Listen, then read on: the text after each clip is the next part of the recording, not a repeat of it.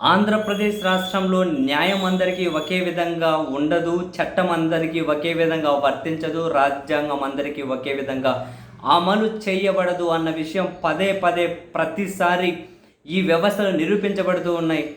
కొమ్మినేని శ్రీనివాసరావు గారు ఎలాంటి కామెంట్స్ చేయకపోయినా ఆయనను అరెస్ట్ చేసి ఆ తర్వాత దాని చుట్టూ కొందరు చేస్తున్నటువంటి ప్రాపగండ, దాని చుట్టూ కొందరు బరి తెగించిన విధానాన్ని చూసిన తర్వాత దాని చుట్టూ కొందరు పతివ్రతలందరూ కోట్లు వేసుకొని విపరీతంగా పొద్దున్నుంచి పరమాన్నం వండుతూ ఉండడాన్ని చూసిన తర్వాత అండ్ ఇటువంటి వాళ్ళని అరెస్ట్ చేసుకుంటూ వెళ్తూ ఉంటే వరుస పెట్టి రిమాండ్లకు వాళ్ళు వెళ్ళిపోతూ ఉంటే మధ్యలో కొన్ని వ్యవస్థలు ఏదైతే ఉంటాయో ఆ వ్యవస్థల పనితీరు చూసిన తర్వాత గల్లీ నుంచి ఢిల్లీ దాకా పెద్ద పెద్ద పదవుల్లో పనిచేసినటువంటి నీతిమంతులు, చాలా గొప్ప నీతిమంతులు, చాలా పెద్ద పెద్ద మేధావులు వాళ్ళ స్పందన చూసిన తర్వాత 3 సంవత్సరాల పసిబిడ్డ మీద మానభంగం చేసి చంపేస్తే స్పందించని ఈ పెద్ద మనుషులు, 5వ తరగతి చదివే అమ్మాయిని మూకుమ్మడిగా అత్యాచారం చేసి ఎక్కడో పడేస్తే మృతదేహం దొరక్కపోయినా కూడా స్పందించని ఈ పెద్ద మనుషులు, దేవుడి దర్శనానికి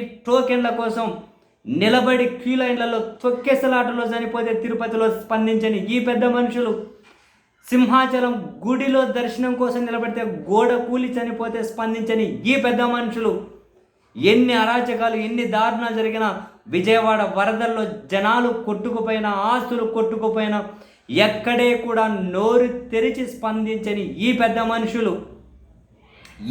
మనుషులు అమరావతి అనే పదం వినిపించగానే దానికి ఏవో పెద్దగా ఒక ప్రత్యేకమైన పవర్స్ ఉన్నాయి అండ్ అక్కడ ఉన్నటువంటి వాళ్ళకు ప్రత్యేకమైన చట్టాలు ఉన్నాయి.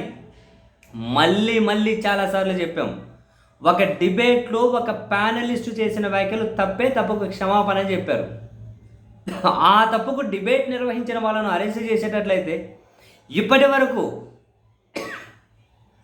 జగన్ గారి భార్య గారి మీద నీచంగా మాట్లాడిన వాళ్ళు, జగన్ మీద నీచంగా మాట్లాడిన వాళ్ళు, అసలు లక్ష్మీ పార్వతి గారి మీద నీచంగా డిబేట్లు పెట్టిన వాళ్ళు, ఇంకొక తల్లికి పుట్టినటువంటి బిడ్డకు తండ్రి ఎవరు అని డిబేట్లు పెట్టిన వాళ్ళు, ఒక సినిమా పరిశ్రమకి చెందిన ఆమెతోటి ఆ ఫిల్మ్ ఛాంబర్ ముందు గొడ్డలు కూడా ఇప్పించిన వాళ్ళు నడి రోడ్డు మీద ఇలా మాట్లాడుకుంటూ పోతే ఎన్నెన్నో అటువంటి వాళ్లకు అప్లికేబుల్ కానీ న్యాయం, డైరెక్ట్ వాళ్ళ నీచానికి ఒడికట్టినా కూడా అప్లికేబుల్ కానీ చట్టాలు, రాజ్యాంగాలు, న్యాయాలు ఒక ఈయన విషయంలో మాత్రం అర్థమవుతున్నాయి. మీరు చూస్తూ వెళ్ళండి. ఎక్కడ ఏ మేధావి దేని మీద స్పందించరు, ఎక్కడ మేము పెద్ద గొప్ప నీతిమంతులమని చెప్పుకునే వాళ్ళు ఎక్కడా స్పందించరు. వీళ్ళందరూ కూడా స్లీపర్ సెల్సే. ఈ స్లీపర్ సెల్స్ బాగా యాక్టివేట్ అవుతాయి. ఈ స్లీపర్ సెల్స్ విశృంఖలంగా చాలా విచ్చలవిడిగా పనిచేస్తాయి. చట్టం అందరికీ సమానం కానే కాదు, రాజ్యాంగం అందరికీ సమానం కానే కాదు. ఎక్కడే కూడా మనకి ఏ వ్యవస్థ కూడా సక్రమంగా పనిచేసినట్లు మనకు దరిదాపుల్లో ఎక్కడా కనిపించదు. ఏ వ్యవస్థ సమానంగా పనిచేసినట్లు కనిపించదు. ఏ వ్యవస్థ సమానంగా పనిచేసినట్లు కనిపించదు. మొత్తం విచ్చలవిడితనమే, అంతా అరాచకమే. ఎవరిని స్పెసిఫిక్గా ఉద్దేశించి ఒక వ్యాఖ్య చేయకపోయినా కూడా ఇంత దారుణంగా ఎక్కడికక్కడ రోడ్ల మీదకి ఏదో సంఘాలు అంటారు, సంఘాల ముసుగు అంటారు, వస్తారు.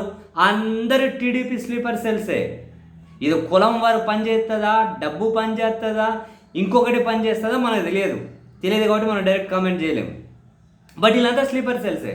ఎప్పుడు ఇన్ని సంవత్సరం నుంచి ఇన్ని దారుణాలు జరిగితే ఎవరు నోరిప్పలే. పైపెచ్చు నోరు తెరిస్తే బూతులు, డిబేట్లు కండక్ట్ చేస్తే బూతులు. ఇటువంటి వాళ్ళు నీతులు చెబుతున్నారు పొద్దున్న నుంచి. ఆ కర్మ మనం వినాల్సి వస్తుంది, ఆ దరిద్రం మనం చూడాల్సి వస్తుంది.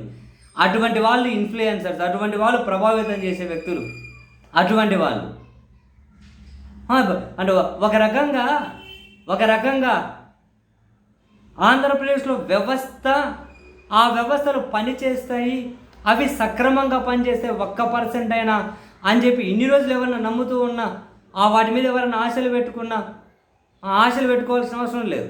ఒక్క విషయంలో వ్యవస్థ సక్రమంగా పనిచేసింది అందరికీ అని చూపెట్టండి. ఒక్క విషయంలో ఈ వ్యవస్థల సమానత్వాన్ని పాటించాయని చెప్పి చూపించండి. ఒక్క విషయంలో ఈ వ్యవస్థల సమన్యాయాన్ని పాటించాయని చెప్పి చూపెట్టండి. ఒక్క విషయంలో వ్యవస్థలు సమానంగా పనిచేసాయని. కొందరు నీతిమంతులు బాయికు జరిగితే మేము ఉన్నత స్థానాల్లో పనిచేసాము, అది ఇది అని చెప్పి గొప్పలు చెప్పుకునే వాళ్ళు సమానంగా స్పందించాలిగా, సమానంగా మాట్లాడాలిగా. ఎవరిది పెద్దరికం? ఇటు కొందరిని చూస్తే ఎవడ్రా బాబు ఇటువంటి వాళ్ళని పెద్దలు అనేది, ఎవడ్రా బాబు ఇటువంటి వాళ్ళని ఆదర్శంగా ఇటువంటి వాళ్ళు చెప్పే నీతులు అనేది అని చెప్పి చిరాకు దొబ్బుతుంది. కొందరు చూస్తే చిరాకు దొబ్బుతుంది.